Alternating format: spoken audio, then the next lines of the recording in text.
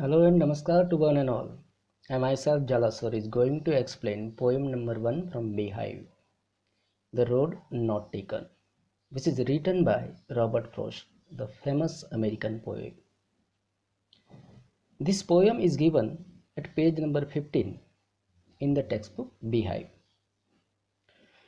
The poem is about the struggle while making decision in our life. Friends, our life which is full of options, we call it choices. And at the right time, the selection of a proper option will make your future, will make your career. The right decision at the right time will takes you towards your success, your goal, your aim, or your target, we call it. The one single wrong step in the field of option will spoil your life. So it is very important to take the proper decision in the field of option. Whenever you face such a problem, think a lot and take the proper decision. For example, after passing 10 standard, you will have an option like science stream, commerce stream, arts stream, maybe diploma or the other courses. At that time, the proper decision to continue your study in any particular stream will make your career. Here in the present poem, the poet also faces such a problem. Let's see in the poem how he handles this situation. He says in the first stanza, the two roads diverge in a yellow wood, and sorry I could not travel both. And be one traveler, long I stood and looked down one as far as I could, to where it bent in the undergrowth. The words diverge mean to separate and go in the different direction. Here the term yellow wood. The word yellow indicates autumn season. In the autumn season, the leaves of the tree become lifeless and they become dry, and its color turn into yellow, and one by one they fall down. Autumn season, we call it Padjat, which is followed by the spring season, Basant Rutu. During the spring season, we see the leaves on the tree which having a green color. In the last line, the word it is undergrowth. It means the dense growth of plants and bushes. So in the first stanza, one day early in the morning, the poet was traveling all alone in the jungle. And when he traveled a little bit distance, he noticed that the road on which he was traveling separated into two different roads. So he felt sorry. Being a single traveler at a time, he could not travel on both the roads. So he stopped at the place where the road was separated into two roads. He thought on which road he should resume his traveling. So first he noticed the first road as far as he could able to see it, and he noticed that at little bit distance the road was bent, and finally it disappeared into the dense forest. In stanza number 2, he noticed the another road. So he said that, then took the other just as fair, and having perhaps the better claim, because it was grassy and wanted wear. Though, as for that, the passing there had warned them really about the same. When he noticed the second one, he realized that the second road was as fair as the first one. But when he thought little bit deeply, he realized that the second road was better than the first one. And the reason behind that is that there was plenty of grass on road number 2. And it is a wanted wear. Wanted wear means not much used by the traveler. This road was not used by plenty of travelers, and as a result of this one, there was lot of grass on road number 2. Otherwise, there are a lot of similarities between two roads, and as a result of this one, the poet become confused, okay, on which road he should continue his journey. Next he said that, and both that morning equally lay in leaves, no step had trodden black. Early in the morning, poet was the first traveler who was traveling on this road. Before poet, no other traveler might have used these roads, because the yellow leaves which was falling on the roads, they were not turned black because of the footsteps of the traveler. So ultimately, the poet took the decision. I kept the first for the another day. He decided to continue his journey on the second road, and he reserved the road number first for another day in the upcoming future. But guys, really our life, it is a very short one, and we have hardly a time to return back and to select the first option, the option which is we have left. So poet said that, yet knowing how way leads on to way, poet is quite sure that the one road which leads to the another road, the one road which joins with the another road, and ultimately it joins with so many roads, but we cannot walk on all the roads.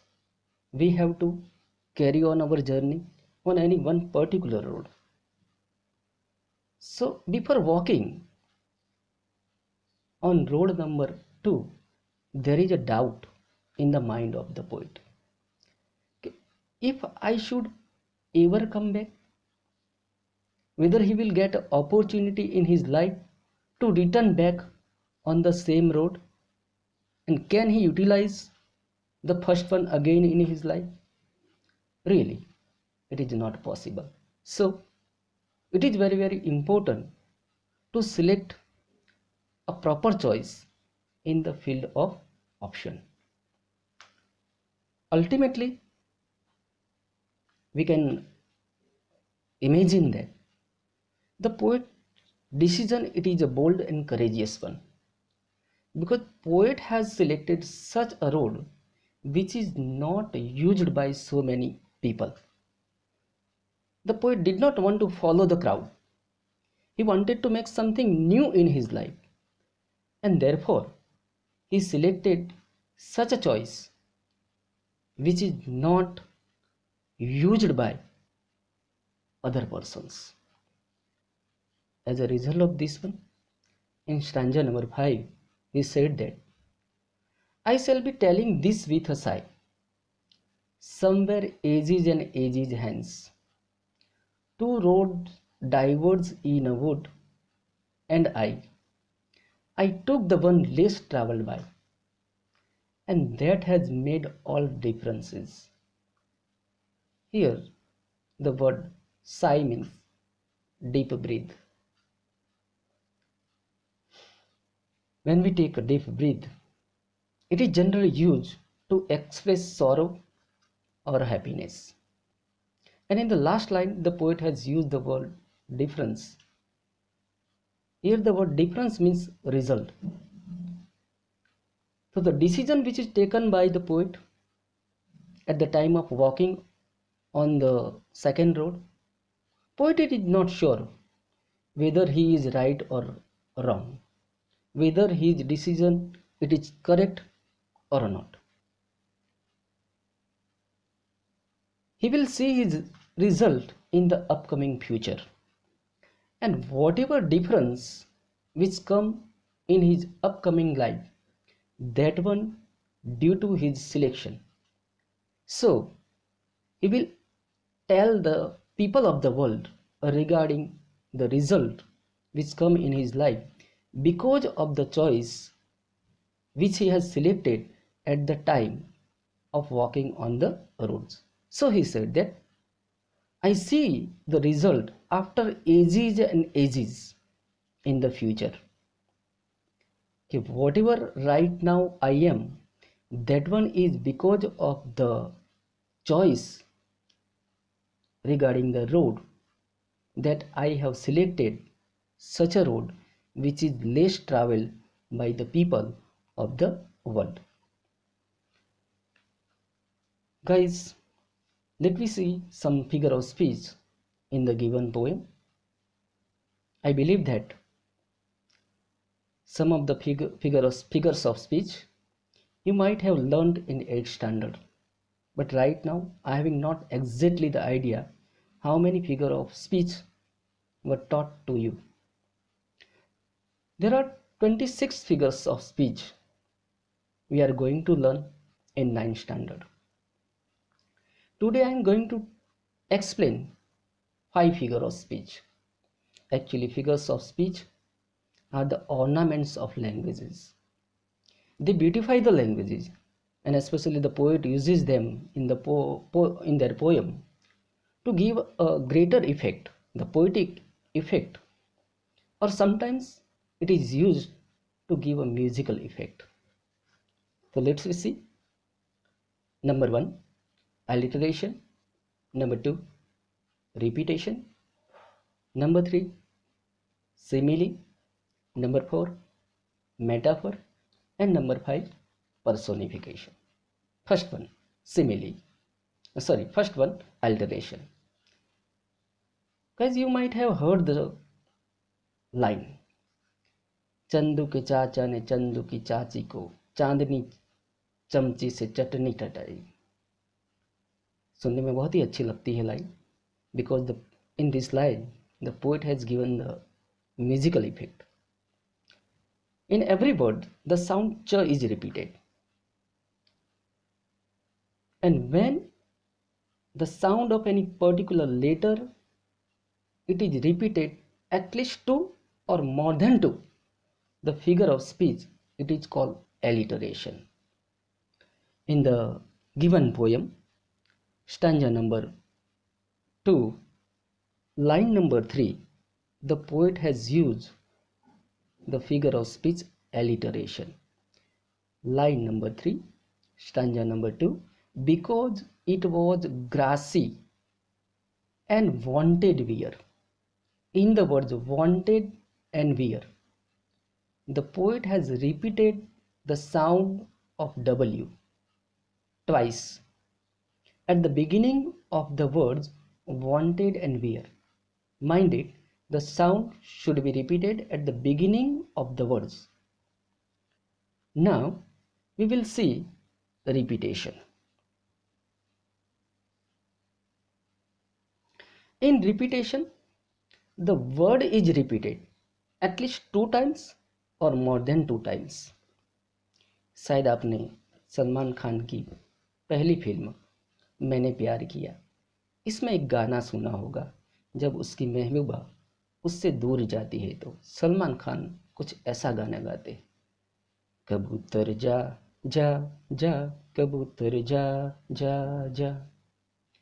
In this line, the word kabutar, it is repeated two or more than two times. So we can say that whenever the particular word it is repeated two or more than two times, the figure of speech it is repetition. In your poem,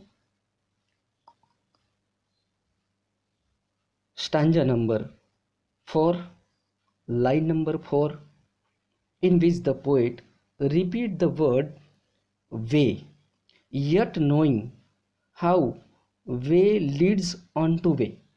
In this line, the word way is repeated twice. So here, the figure of speech is repetition. In the last stanza, line number 2, somewhere, ages and ages hence. The word ages, it is repeated twice. So here, it is one more example about the figure of speech repetition. Now let's we see figure of speech number 3, simile. In simile, the comparison is done between two things, persons or place. For example, you are as brave as a lion. Here you are compared with a lion. And braveness is the common quality between you and lion. Whenever we do the comparison, we use the words as or like. This line can be said like this one, you are brave like a lion. So in this line I have used the word like. So in short we can say, using the words like or as, when the comparison is done, the figure of speech is simile. In this poem, stanza number 1, line number 4, and looked down one as far as I could. Here the poet has used the word as far as word it is used. So here the figure of speech is simile. One more example in the simile, stanza number 2, line number 1. Then took the other just as fair. Here the poet has done the comparison between the first road and second road. First road is as fair as the second one. So here it is a simile. Now the metaphor. Again I say, you are a lion. Here I have not used the word as or like in the sentence. Directly the very close comparison is done between you and lion without using the words as or like. In simile also the comparison is done. In metaphor also the comparison is done. But the words as and like are not used. So in line number 1, the poet has used metaphor.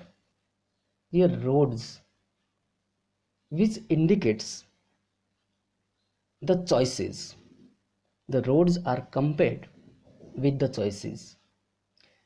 And woods are compared the complexities of life. So it is the example of metaphor. Now we are going to see the last figure of speech number 5, personification. For example, as I say, the fan is laughing at me. Pankha मेरी ओर हंस रहा है. तो here I have given a human quality to a fan, which is lifeless, which is non-living things. So according to the definition of personification, when the human quality it is given to a lifeless things, the figure of speech it is a personification. In line number 1,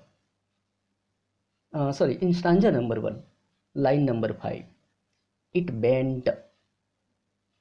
It means the first road is bending. The bending is the human quality and which is given to the road.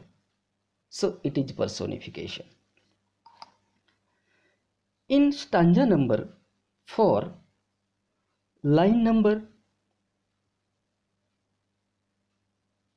4, stanza number 4, line number 4, yet knowing how way leads on to way. Way leads. Way.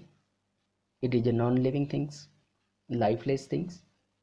Poet has given the human quality leading to the way.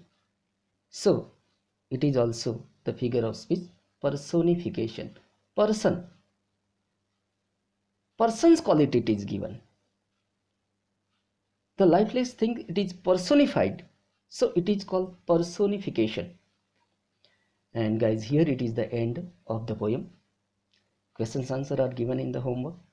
Thank you very much for watching this video. See you again in the next video.